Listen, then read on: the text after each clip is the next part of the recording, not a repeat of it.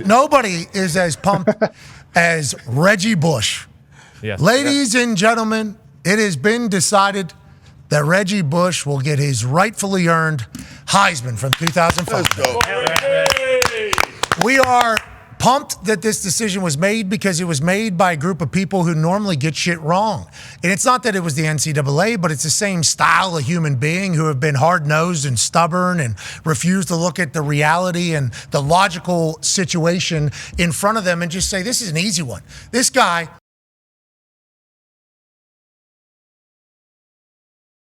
must-see TV, but he was an attraction for tickets. The prices to go watch this dude live were 3-4x. He was like what Caitlin Clark was for women's basketball for college football. Reggie Bush, anytime you got to watch a game, you knew there was some ridiculous highlight coming, there was some shake coming, and there was going to be a cross-field cutback where he's going to run 700 yards for an 85-yard touchdown. And to your point, whenever he would cut back across the entire field, that would set up for massive shots. So you got people getting blown up. Matt Leinart, obviously a stud as well. Pete Carroll was enjoyable as hell to watch on the side. It's just like, this is the right move, and I'm happy they made this decision, but obviously they should have done this 15 years ago, whenever this all kind of got settled and figured out what it actually was. What an electrifying player, AJ.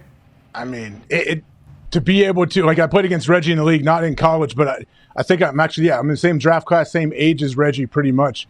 Yeah, like, it was a special time when these dudes were in college. When USC was rolling back then, like, I mean, that's where USC is trying to get back to. But I said the whole time, when they take Reggie's Heisman away, like, okay, they didn't gift it to somebody else. You still won it. You still earned it. It's yours forever. But now it's good that it's officially, like, back in his hands. Well, they tried to give it to Vince Young, allegedly, and Vince Young refused to take it because he understood that it was Reggie's Heisman. And I think, like, I graduated high school in 2005, was in college the same exact time.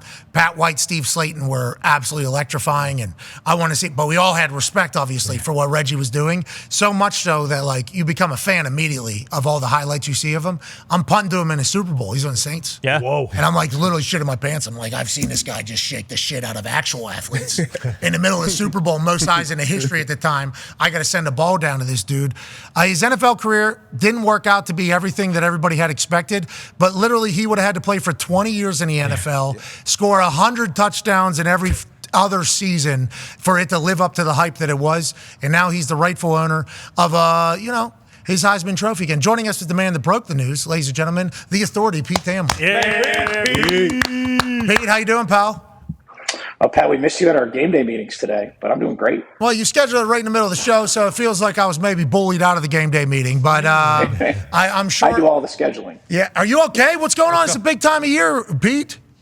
Little horse bat. I've been on the phone a little too much, but we're good. We're good. We'll rally for tomorrow. Got some nice temperate weather here in Detroit, so we're good.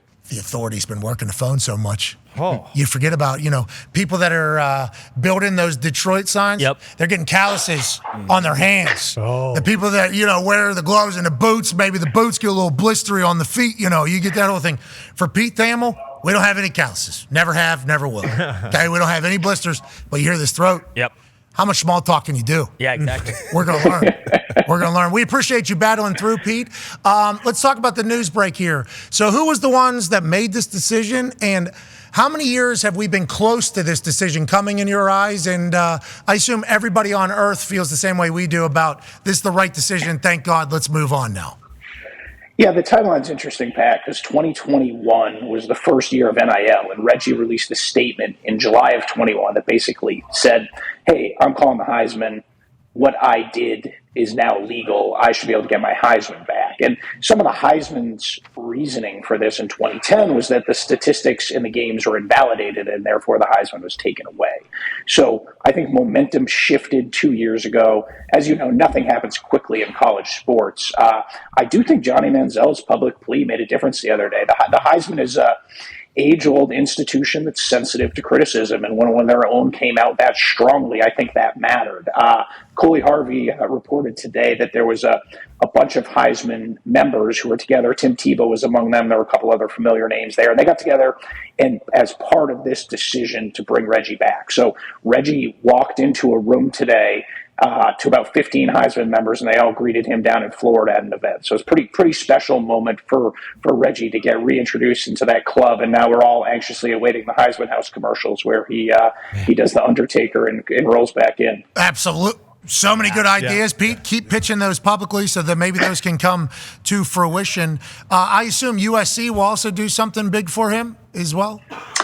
Yeah, I mean, USC, their president released a statement today. Lincoln Riley released a statement. I mean, this is a huge moment for USC. They actually have 8 Heismans now, more than any other school. They go past Ohio State and, 2 other schools. I'm going to blank right now. But Oklahoma was one in Notre Dame. Oklahoma, Notre Dame. So they're now ahead of those 3 who have 7.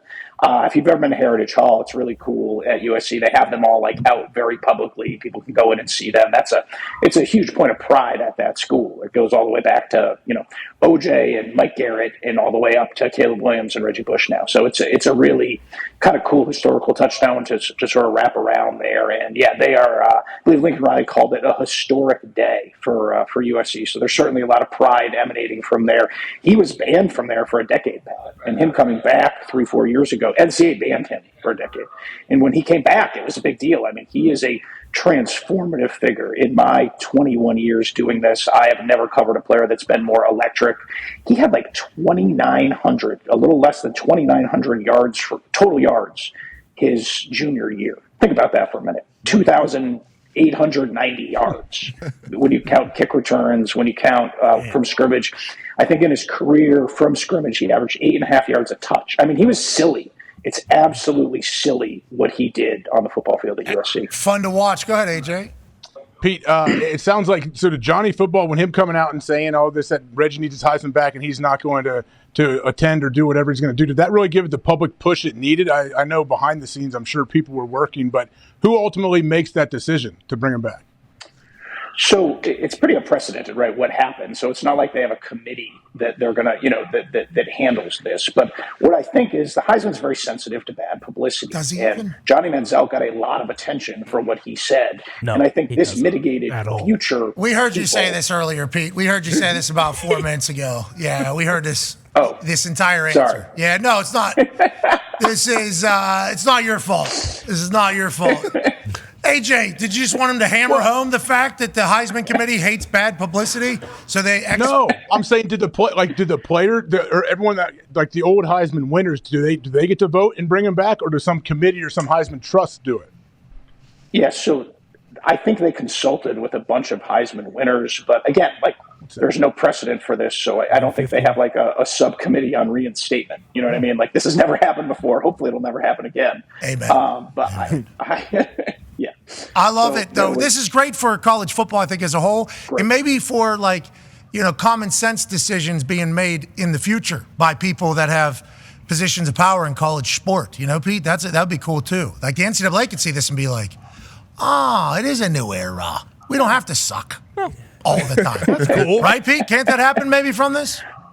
I mean, certainly the NCAA is trying to lean more towards common sense, but I'm not going to go on the Pat McAfee Show and defend the NCAA in any way. I can be very clear about that. Smart. They are at least trying to modernize, which they were about 40 years behind on doing, and now they're probably 20 years behind. But the world is very different than it was in 2021, and that is progress. But that progress has to be viewed through the prism. 2021, we had COVID. That was terrible. Yeah, we had Uncle COVID. Well, 2021 is when the portal opened up, essentially, and name, image, and likeness money happened. So that has transformed the landscape as we know it. And in a lot of ways, this is a byproduct of some of those transformational rule changes.